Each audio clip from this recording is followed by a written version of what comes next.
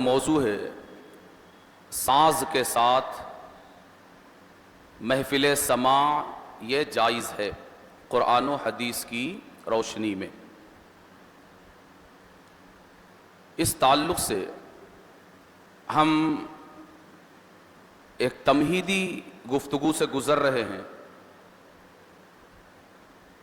جو تمہید انتہائی اہم اور ضروری تمہید ہے کہ جس کو جان لینے اور سمجھ لینے کے بعد آگے کی باتوں کو سمجھنا اور ذہن میں اتارنا یہ ہمارے لیے نسبتاً آسان ہو جائے گا۔ اس تمہیدی گفتگو میں چند باتیں آپ کے سامنے رکھی جا چکی ہیں، مزید چند باتیں آپ کے سامنے رکھنا باقی ہیں۔ پہلی چیز جو ہم نے آپ کے سامنے رکھی، اور یہ ساری باتیں مسلمات سے ہیں، پہلی چیز جو ہم نے رکھی وہ یہ کہ ہر چیز میں اصل یہ ہے کہ وہ جائز ہے۔ ہر چیز میں اصل یہ ہے کہ وہ جائز ہے۔ نمبر دو، دوسری بات آپ کے سامنے یہ رکھی کہ کسی چیز کو حرام قرار دینے کے لیے بنیادی طور پر اصالتاً اور اولاً قرآن پاک سے یا احادیث نبویہ سے دلیل لانا یہ ضروری ہے۔ کسی بزرگ کے کہہ دینے یا لکھ دینے سے کسی چیز کی حرمت یعنی اس کا حرام ہونا ثابت نہیں ہوتا۔ تیسری چیز جس کے بیان سے ہم گزر رہے تھے وہ یہ کہ قرآن و حدیث کی وہ دلیل جو کسی چیز کے حرام قرار دینے کے لیے ذکر کی جائے، اس دلیل کا صحیح اور صریح ہونا ضروری ہے۔ صحیح اور صریح ہونا ضروری ہے۔ یعنی خلاصہ گفتگو جو اب تک گفتگو ہوئی وہ یہ ہے کہ ہر چیز کی اصل اس کا جائز ہونا ہے۔ کوئی اگر اس کو حرام کہتا ہے تو اس پر اس کی دلیل پیش کرنا لازم ہے، اور وہ دلیل کس کیفیت اور کس کوالٹی کی ہو اس کا آدھا بیان اس سے پہلے کی گفتگو میں ہوا، اور وہ یہ کہ دلیل صحیح ہو، اور آج انشاءاللہ اس پہلو سے گفتگو ہوگی کہ وہ صریح ہو۔ صحیح اور صریح اس بات کو میں نے آپ کے ذہنوں سے قریب کرنے کے لیے چند مثالیں بھی آپ کے سامنے رکھی تھی، اشارتاً اس کا ذکر کر دوں تاکہ وہ مثال بالتفصیل آپ کے ذہن میں آ جائے۔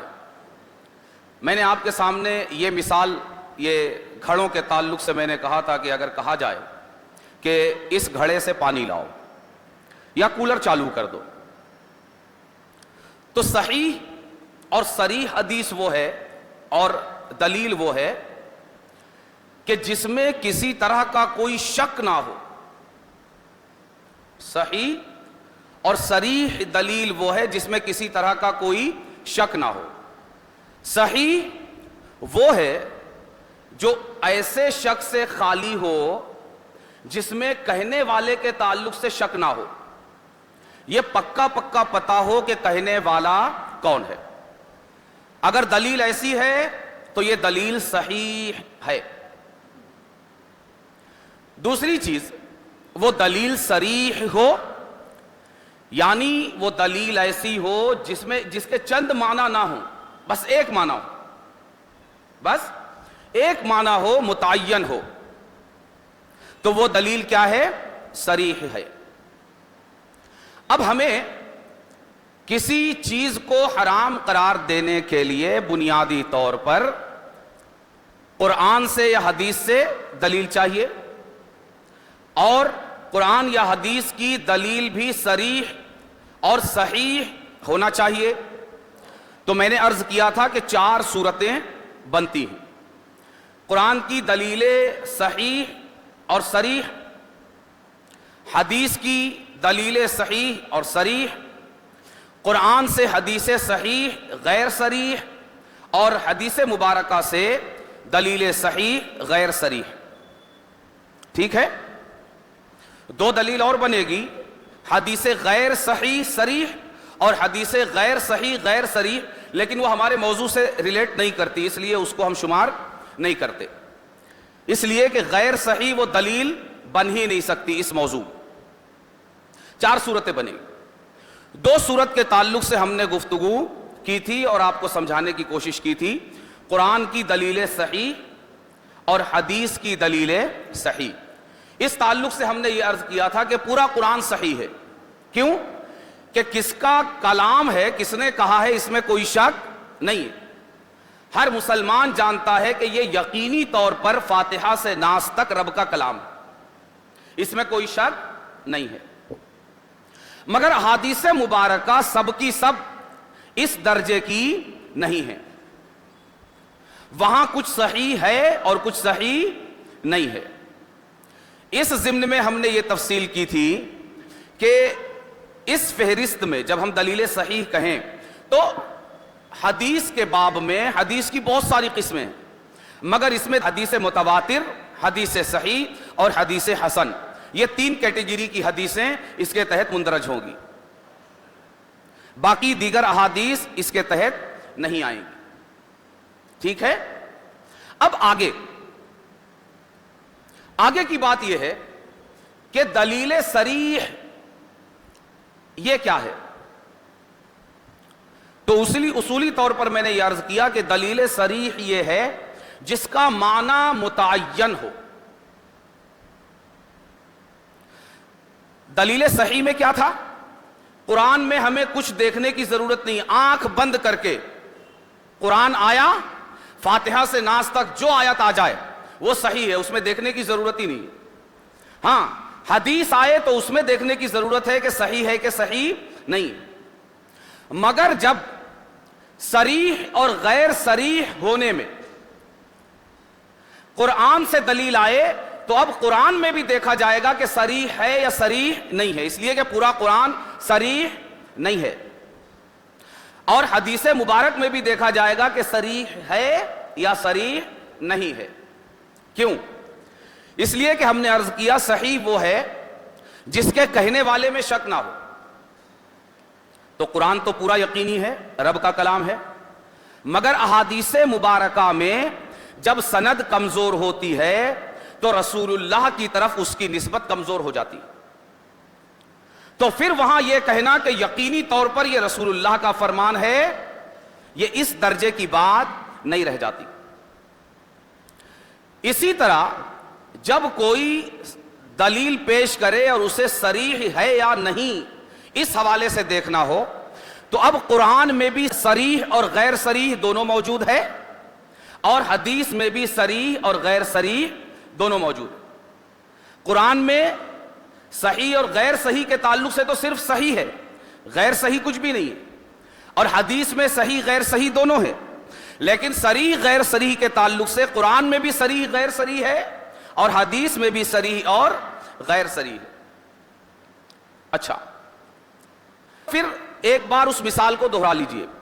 میں نے کہا کہ مجھے اس گھڑے سے پانی دیجئے, ٹھیک ہے؟ تو چونکہ آپ سب مجھے کہتا ہوا سن رہے ہیں تو آپ کو یقین حاصل ہے کہ یہ کہنے والا کون ہے؟ میں ہوں. تو یہ آپ کے نزدیک صحیح ہے, لیکن کس گھڑے سے پانی آپ کو دینا ہے یہ آپ کے نزدیک متعین نہیں ہے. ہو سکتا ہے پہلے نمبر کے گھڑے سے پانی مانگا, ہو سکتا ہے دوسرے, ہو سکتا ہے تیسرے, ایک معنی متعین نہیں ہے. لہٰذا یہ بات میری صحیح تو ہے کہ کہنے والا میں ہوں, یہ متعین ہے, مگر میں کیا کہہ رہا ہوں یہ متعین نہیں ہے. اس کے چند معنی ہو سکتے ہیں, پہلے گھڑے سے دے دو, دوسرے سے دے دو, تیسرے سے, سب صحیح. لہٰذا جب ایک سے زیادہ معنی آ جائیں تو اب یہ بات صریح نہیں ہے, صحیح تو ہے مگر صریح نہیں ہے. اب اس کو قرآن و احادیث سے مثال لے کر اس کو سمجھنے کی ہم کوشش کرتے ہیں. سب سے پہلے ہم دیکھتے ہیں قرآن سے دلیل صحیح غیر صریح کہ کہنے والا کون ہے یہ تو پکا معلوم ہو مگر اس کا معنی پکا معلوم نہ ہو. جیسے اللہ تبارک و تعالی قرآن کریم میں ارشاد فرماتا ہے یا ایھا الذین آمنوا لا تقربوا الصلاۃ وانتم سکارا، اے ایمان والوں نشے کی حالت میں نماز کے قریب مت جاؤ. نشے کی حالت میں نماز کے قریب مت جاؤ. اب یہ دیکھیے یہ دلیل صحیح ہے یا نہیں؟ صحیح ہے. کیوں؟ کہنے والا پتا ہے کون ہے، کس کا کلام ہے؟ اللہ کا. مگر صریح ہے یا نہیں؟ کوئی اگر کہے کہ اللہ نے فرمایا ہے کہ نشے کی حالت میں نماز کے قریب مت جاؤ، لہذا اس سے ثابت ہوا کہ شراب حرام ہے، تو ہم کہیں گے کہ یہ دلیل اس درجے کی نہیں ہے کہ تم اسے شراب کے حرام ہونے کے لیے پیش کر سکو. اس آیت کو شراب کے حرام قرار دیے جانے کے لیے پیش نہیں کیا جا سکتا. کیوں؟ دلیل کیسی چاہیے؟ صحیح بھی ہو صریح بھی ہو. یہ دلیل صحیح تو ہے، صریح نہیں ہے. کیوں؟ اس لیے کہ آیت کیا کہہ رہی ہے؟ نشے کی حالت میں نماز کے قریب مت جاؤ. تو ایک معنی تو یہ ہوا، ٹھیک ہے. لیکن وہیں یہ معنی بھی ہے کہ اگر نماز نہیں پڑھنی ہے تب نشہ کیا جائے یا نہیں. اس کے بارے میں کوئی حکم اس آیت میں موجود ہے؟ نہیں موجود. اس آیت سے یہ تو پتا چل رہا ہے کہ نشے کی حالت میں نماز کے قریب مت آؤ. لیکن جب نماز کے قریب نہ آنا ہو، نماز نہ پڑھنی ہو، تب نشہ کیا جائے یا نہیں؟ بات آ رہی ہے سمجھ میں؟ اس تعلق سے اس آیت میں کوئی حکم ہے؟ نہیں ہے. یعنی اس آیت میں اب ایک معنی نہیں ہے، اس آیت میں ایک معنی متعین نہیں ہے کہ اے لوگوں شراب مت پیو، یہ معنی متعین نہیں ہے. معنی کیا نکل رہا ہے؟ دو معنی نکل رہا ہے. اس آیت کا دو معنی نکل رہا ہے. نمبر ایک وہ یہ کہ نماز پڑھنی ہو تو نماز کے قریب نشے کی حالت میں مت آؤ. جب نماز نہ پڑھنی ہو اس وقت نشہ کرو یا نہیں، اس تعلق سے اس آیت میں کوئی حکم موجود نہیں ہے. بات آئی سمجھ میں؟ لہذا اس آیت کو شراب کے حرام ہونے کی خاطر پیش نہیں کیا جا سکتا. کیوں؟ صحیح تو ہے مگر صریح نہیں ہے. اس میں یہ بیان نہیں ہوا کہ شراب مت پیو، خواہ نماز کی حالت میں یا بغیر نماز کے. آئی کہ نہیں بات سمجھ میں؟ لہذا یہ دلیل صحیح تو ہے مگر صریح نہیں ہے. کس باب میں؟ شراب کے ہر حال میں حرام ہونے کے باب میں، کہ اس سے نماز کی حالت میں تو شراب کا حرام ہونا پتہ چلتا ہے مگر ہر حال میں شراب کا حرام ہونا پتہ نہیں چلتا. تو ہر حال میں شراب کے حرام ہونے پر یہ آیت دلیل نہیں بن سکتی. کیوں؟ اس لیے کہ اس سے یہ معنی نہیں نکلتا. اب آیت تو ہے، اب کوئی ہر حال میں شراب کے حرام ہونے پر دلیل دینے کے لیے اگر یہ آیت پڑھے تو ہم کہیں گے کہ اس آیت سے تمہارا مدعا ثابت نہیں ہوتا. قرآن تو پڑھ رہے ہو مگر اس سے تمہارا مدعا ثابت نہیں ہوتا. یہ ہوئی قرآن سے دلیل صحیح غیر صریح. نمبر دو، قرآن سے دلیل صحیح صریح وہ کیا ہے؟ انما الخمر والمیسر والانصاب والازلام رجس من عمل الشیطان فاجتنبوه لعلکم تفلحون. کہ اللہ تبارک و تعالی نے قرآن کریم میں ارشاد فرمایا شراب، جوا، بت اور قسمت کے تیر، یہ چار چیزوں کے بارے میں فرمایا یہ ناپاک شیطانی عمل ہے تو اس سے باز آ جاؤ. ہماری گفتگو شراب کے تعلق سے ہے، اسی کو پوائنٹ آؤٹ کر کے آپ دیکھیے کیا فرمایا. شراب یہ ناپاک شیطانی عمل ہے، اس سے رک جاؤ. کس حال میں؟ بس کیا ہے؟ رک جاؤ، یعنی ہر حال میں. تو اب یہ دلیل صحیح بھی ہے اور دلیل صریح بھی ہے. اب یہاں سے یہ پتا چلا کہ شراب حرام ہے. یہ مدعا اب اس آیت سے ثابت ہوگا. کیوں؟ قرآن کا فرمان ہے, رب کا فرمان ہے, اس لیے دلیل صحیح ہے. اور اس کا ایک ہی معنی ہے, کیا؟ شراب سے رک جاؤ. کب؟ نماز میں کہ نماز کے باہر نہیں, ہر حال میں.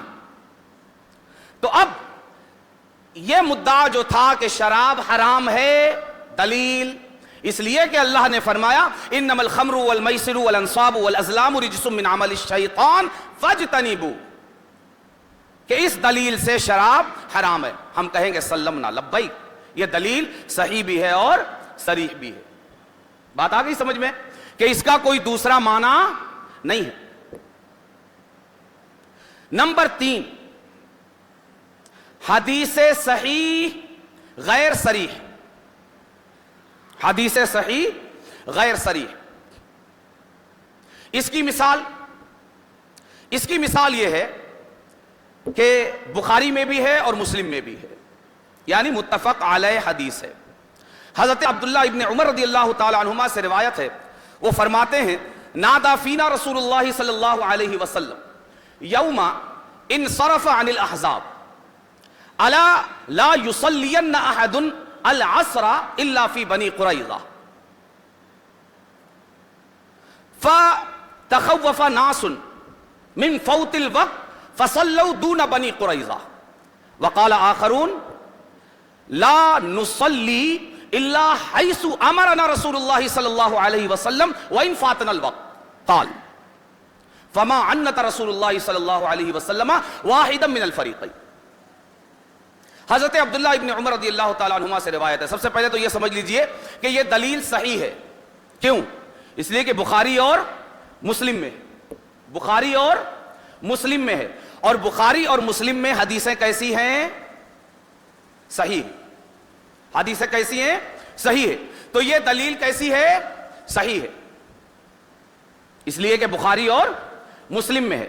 صحیح البخاری اور صحیح مسلم ہے نا, کہ ان دونوں بزرگوں نے یہ التزام کیا ہے کہ ہم اپنی کتابوں میں صحیح حدیثیں ہی ذکر کریں گے. تو یہ حدیث صحیح ہے تو دلیل صحیح ہوئی, لیکن صریح ہے یا نہیں؟ تو اب دیکھیے, حضرت عبداللہ ابن عمر رضی اللہ تعالیٰ عنہ فرماتے ہیں کہ جب غزوہ احزاب یعنی غزوہ خندق سے ہم لوگ واپس ہوئے تو حضور آقا کریم صلی اللہ علیہ وآلہ وسلم نے اعلان فرمایا کہ ہرگز کوئی بھی شخص بنی قریظہ سے پہلے نماز ادا نہ کرے عصر کی. امام بخاری کی روایت میں لفظ ہے عصر کا اور امام مسلم کی روایت میں لفظ ہے ظہر کا. یہ ایک الگ بحث ہے, آپ کو صرف ترجمے پر دھیان دینا ہے. کیا فرمایا رسول اللہ صلی اللہ علیہ وسلم نے؟ بنو قریظہ میں جا کر ہی عصر پڑھنا ہے. الا لا يصلين احد العصر الا في بني قریظہ. غزوہ احزاب سے آئے ہیں, تھوڑا سا اس کا بیک گراؤنڈ دیکھ لیجئے. رسول اللہ صلی اللہ علیہ وآلہ وسلم جب مکہ معظمہ سے مدینہ منورہ ہجرت کر کے تشریف لائے تو مدینہ منورہ میں جو یہودی بستے تھے, سرکار نے ان سے بھی معاہدہ کیا کہ تمہارا دشمن ہمارا دشمن, تمہارا دوست ہمارا دوست, ہم جس سے لڑیں گے تم بھی لڑو گے, تم جس سے لڑو گے ہم بھی لڑیں گے. معاہدہ ہو گیا. اب جب مکہ والے غزوہ خندق کے وقت وہ آئے اور مدینہ طیبہ کو انہوں نے گھیر لیا تو اس معاہدے کے حساب سے بنو قریظہ, بنو نذیر, یہ اس طرح کے کچھ محلے آباد تھے یہودیوں کے, اسی میں ایک بنو قریظہ بھی تھا. تو اس معاہدے کے حساب سے بنو قریظہ کا کام کیا تھا کہ غزوہ خندق میں کس کا ساتھ دیتا؟ سرکار کا. مگر یہ یہودی بنو قریظہ کے یہ سرکار کے پیٹھ پیچھے جا کر مکے والوں سے مل گئے اور یہ سازش کرنے لگے کہ تم کس طرح خندق پار کر کے مسلمانوں پہ حملہ کر سکتے ہو. اب غزوہ احزاب بھی اس کو کہا جاتا ہے. تو جب غزوہ خندق کو فتح کر کے سرکار اپنے کاشانہ اقدس پر تشریف لائے اور زرہ وغیرہ اتار کر آپ غسل کے لیے تشریف فرما ہوئے تو حضرت جبریل امین تشریف لائے اور انہوں نے عرض کیا کہ سرکار آپ نے زرہ اتار دیا, ہم لوگوں نے تو ابھی تک نہیں اتارا. آپ نے اتار دیا, فرشتوں نے ابھی تک نہیں اتارا, یعنی ہم ابھی تک جنگ کی حالت میں ہیں. سرکار آپ جتنی جلدی ہو سکے بنو قریظہ کی طرف لپکیے. آئے کہاں سے ہے؟ غزوہ خندق فتح کر کے. اب سرکار جبریل امین کے عرض کر رہے ہیں کہ فوراً بنو قریظہ کی طرف چلیے تاکہ وہ اپنے قلعے میں داخل ہو کر قلعہ بند نہ ہو جائیں, اس سے پہلے پہنچ جائیے.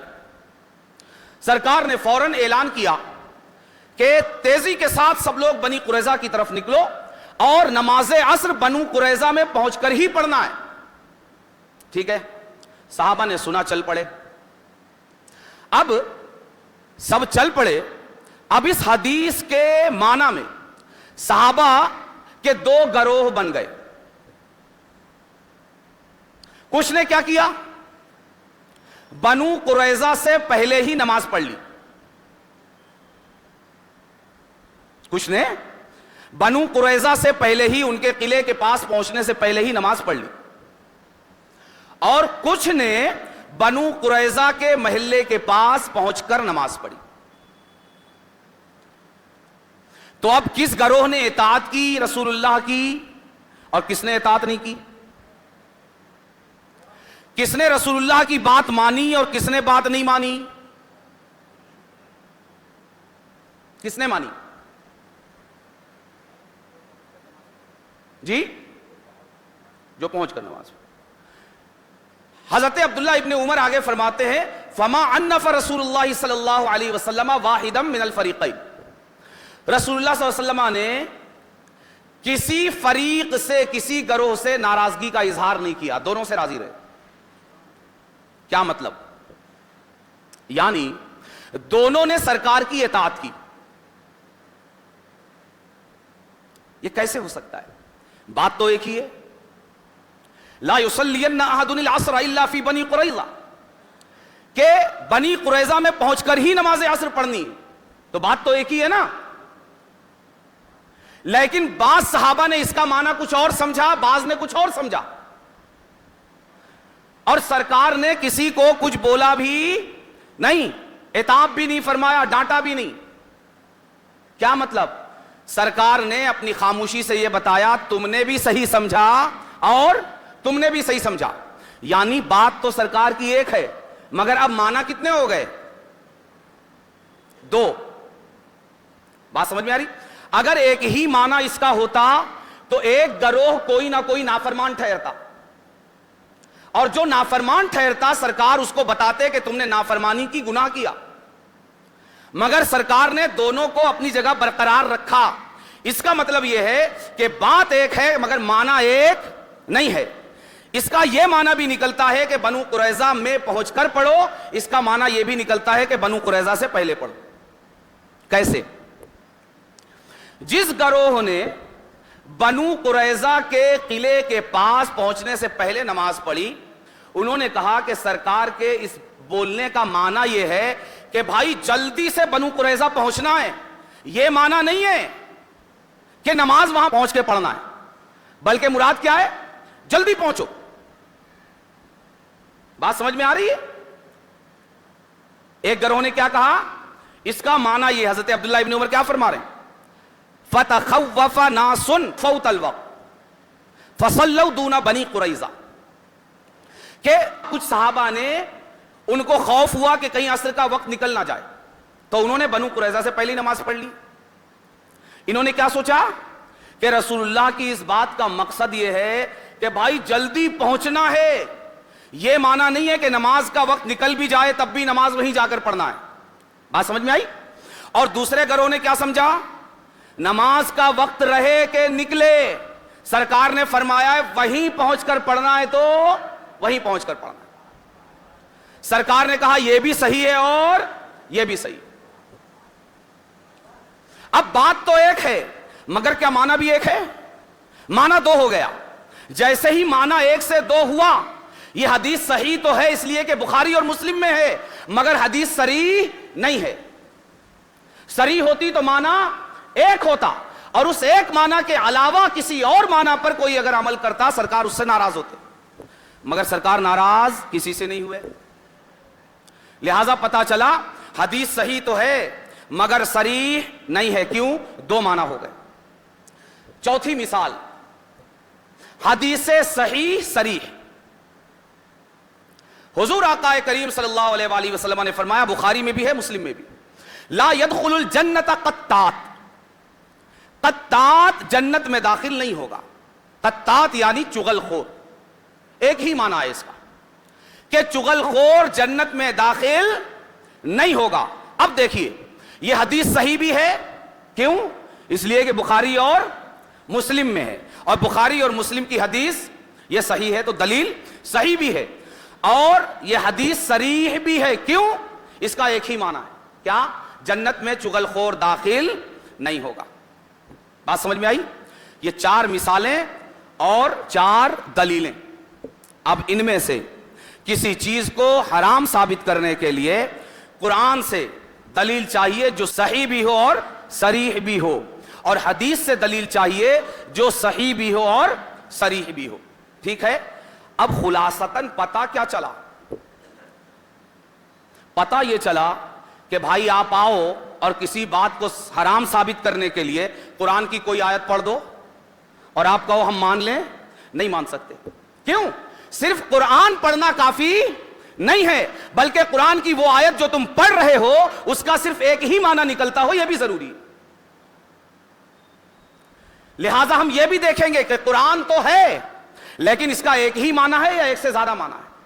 अगर एक से ज्यादा माना है तो यह कुरान की आयत किसी बात को हराम साबित करने के लिए दलील वाक़े नहीं हो सकती। इसी तरह कोई उठकर आए और हदीस पढ़ने लगे, खा बुखारी और मुस्लिम ही की पढ़ने लगे, तो बुखारी और मुस्लिम की हदीस पढ़ना किसी चीज को हराम साबित करने के लिए काफी नहीं है। हम कहेंगे ठीक है, बुखारी से पढ़ रहे हो, मुस्लिम से पढ़ रहे हो, सही तो है, मगर यह बताओ सरीह भी है? इसका माना एक ही है या इसमें एक से ज्यादा मानी? बात समझ में आ गई? लिहाजा हमारी पूरी गुफ्तगू, जब से हम इस हवाले से गुफ्तगू कर रहे हैं, उस पूरी गुफ्तगू का खुलासा खास इस मौजू के ताल्लुक से कि साज के साथ महफिले समा कुरान और हदीस की रोशनी में जायज है, इसका खुलासा यह हुआ खास इस मौजू पर कि कुरान और हदीस की रोशनी में महफिले समा साज के साथ यह जायज है अपनी असल के एतबार से। क्यों? हर चीज में असल उसका जायज होना है। अब अगर कोई इसको हराम कहता है तो बुनियादी तौर पर कुरान या हदीस से दलील दे, दलील उसके जिम्मे, और वो दलील कैसी होनी चाहिए? सही भी हो और सरीह भी हो। यहां हमारी ये तमहीदी गुफ्तगू में 3 अहम और जरूरी बातें मुकम्मल हुई। इस तमहीद की चंद अहम और जरूरी बातें अभी और आगे बाकी रहती हैं, इंशाअल्लाह आगे उसको कंटिन्यू करेंगे। अल्लाह तबारक व तआला इस अहम मसले में जिस पर मुल्लाओं ने बड़ी दबीज अपनी दुकानदारी की चादर डाली हुई है, अल्लाह तबारक व तआला इसे बेनकाब करके आपके जहनों तक कुरान और हदीस की रोशनी में पहुंचाने की तौफीक अता फरमाए। वमा अलैना इल्लल बलाग।